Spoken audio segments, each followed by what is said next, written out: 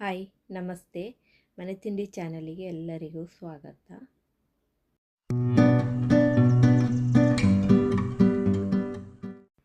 ಹಾಗೆ ಇತ್ತೀಚೆಗೆ ಜಾಸ್ತಿಯಾಗಿ ವೈರಲ್ ಆಗುವಂಥ ವಿಡಿಯೋ ಬಚ್ಚಂಕಾಯಿಗೆ ಇಂಜೆಕ್ಷನ್ ಹಾಕ್ತಾರೆ ಅಂಥೇಳಿ. ಹಾಗೆ ನಮ್ಮ ಮನೆಗೂ ಒಂದು ಬಚ್ಚಂಕಾಯಿ ತಂದಿತ್ತು.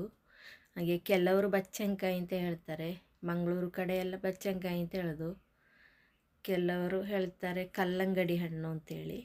ಹಾಗೆ ನಾವು ಒಂದು ಪರೀಕ್ಷೆ ಮಾಡಿ ನೋಡುವ ಅಂತ ಹೇಳಿ ನಾನೀಗ ಬಚ್ಚಂಕಾಯಿಯನ್ನು ಕೊಯ್ತಾ ಇದ್ದೇನೆ. ನೋಡಿ, ಕಾಣಲಿಕ್ಕೆ ಒಳ್ಳೆ ಕೆಂಪಾಗಿ ಉಂಟು, ನೋಡ್ಬೋದು ನೀವು, ಕೆಂಪಾಗಿ ಕಾಣ್ತಾ ಉಂಟು.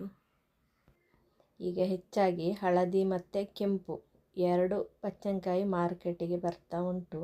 ಹಾಗೆ ನಾವೊಂದು ಕೆಂಪು ಬಚ್ಚಂಕಾಯಿ ತಂದಿದ್ದೇವೆ.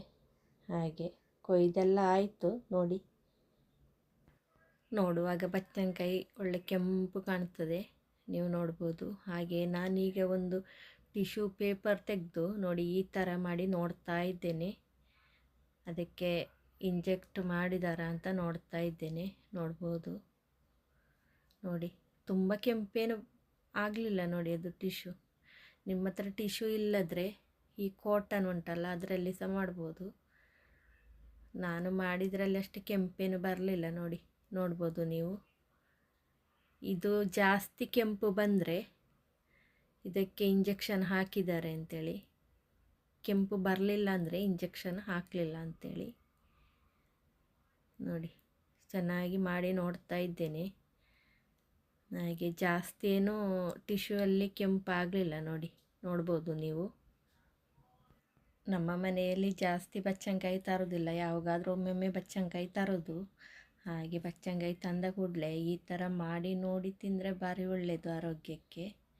ಹಾಗಾಗಿ ಈ ಬಿಸಿಲಿಗೆ ಬಚ್ಚಂಕಾಯಿ ತಂದ ಕೂಡಲೇ ನಾವು ಕೊಯ್ದು ತಿಂದು ಬಿಡ್ತೇವೆ. ನಮ್ಮ ಆರೋಗ್ಯದ ಬಗ್ಗೆ ನಾವು ಕಾಳಜಿಯೇ ಮಾಡೋದಿಲ್ಲ.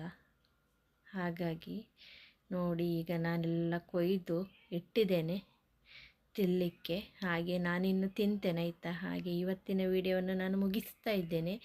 ಮುಂದಿನ ವಿಡಿಯೋದಲ್ಲಿ ಮತ್ತೆ ಭೇಟಿಯಾಗೋಣ. ನಮಸ್ಕಾರ.